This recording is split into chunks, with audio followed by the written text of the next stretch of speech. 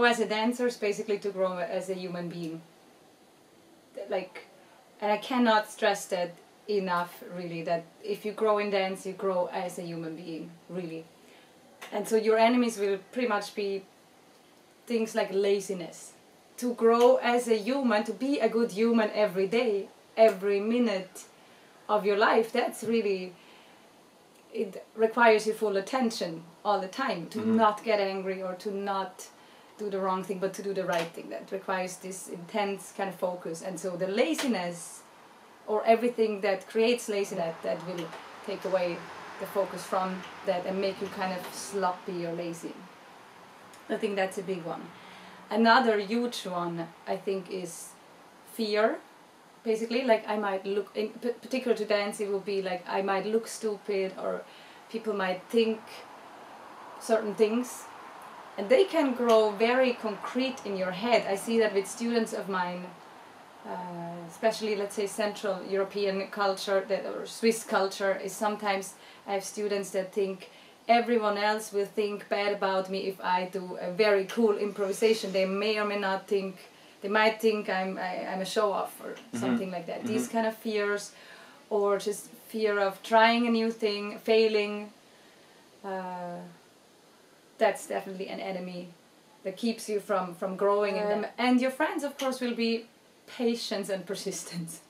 You have to sometimes be patient with yourself for to reach the next step, and you need to be persistent to push through, because the opposite of persistence again will be the laziness. Then you think, oh, I'm on a plateau and I'm kind of waiting. That typically happens with dance on an intermediate level, that you think, I learned so fast and now I hit this plateau and I'm not growing anymore, and I'm waiting for someone to help me. I'm waiting for my leader.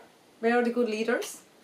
Or I'm waiting for this teacher to come along to help me out, or I'm waiting for divine intervention, or whatever you're waiting for, right? And the persistence would be, okay, what can I do to reach to the next point? And if that point takes long, because sometimes it takes a moment to reach to the next point, that's when the patience comes in, and that's when you have to be patient with yourself, and, for example, do a step over and over and over and over. And I think that's typically also something in our time, that you think, I've done the step 5 times, so I have it. And you might have it in your brain to a certain extent, but your muscle memory hasn't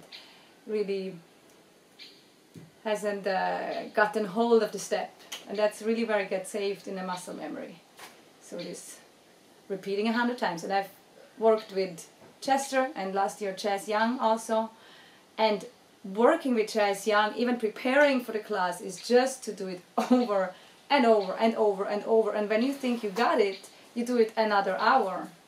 That's really how these guys work. You do it the same step, you do it again and again and again and again.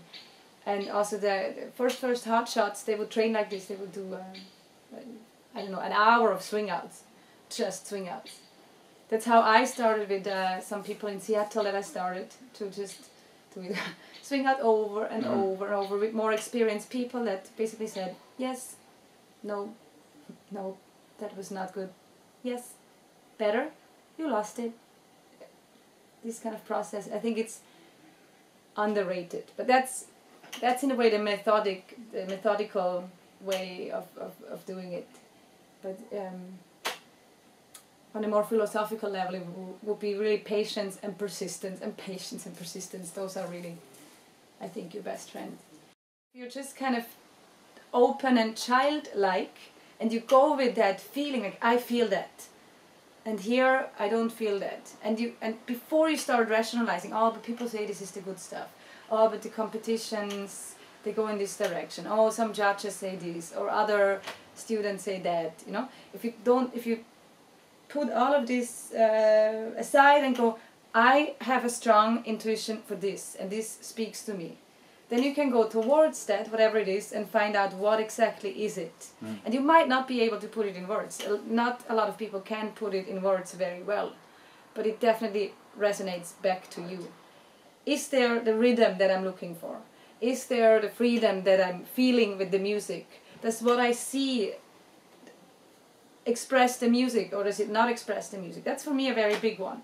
If it doesn't express the music, it's like, oh, that's nice movement, and I see that there's athletic or acrobatic or pretty or whatever it is, but it doesn't go with the music, then for me it's not very interesting. So that's a very big value in dancing for me throughout. And does it express something? Because it expresses something no matter what. Now what this couple dancing or the individual dancer, he or she will express something anyway. So what is that really that you're expressing here? Is it really this joy, or is it something else? And so that's what I'm also looking for in my teachers, because that's another, of course, important part of your learning, that you have a mentor or a teacher, because there is different techniques and they work in different ways. Now that's not to say that one technique is necessarily better than the other, but they are different and they might contradict. And if you have too many cooks basically telling you too many different things, and you say, oh, this is interesting, this is also interesting, that's also interesting, and they start to contradict, then you might work very hard, you know, with a lot of patience, with a lot of persistence, but you haven't actually laid the foundation in your philosophy of what is it that I want to learn, and why do I want to learn that? Does that make sense? And that's why one big recommendation I have to dancers is find the teacher, first find this thing that you really like, and then find who has that. Who of the teachers that are around has that particular thing? Is it that you want to express the music, that you want to be super rhythmical? Is it that you want to express that freedom? Is it what is it exactly that you want to, that you like in a dance, and then find the people that have that. And probably that means you will also get along,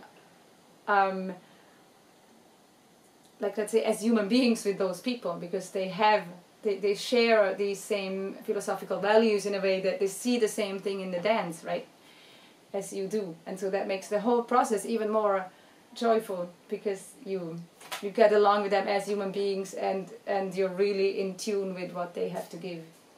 And then stick with them. Learn from the roots up. I think that would be a good way of also testing your teachers in a way when you search for them. Do they really know what they're doing? Do they really know the roots of where things come from? Do they really know the roots of that technique? And are they sharing it with you, or are they kind of giving it in little pieces? And then once you decide, it's like almost a sacred relationship, right? Because you chose your teacher, and your teacher chose you as a student. And I think it's one of the most beautiful relationships you can have, basically, because you're sharing in learning something, and that's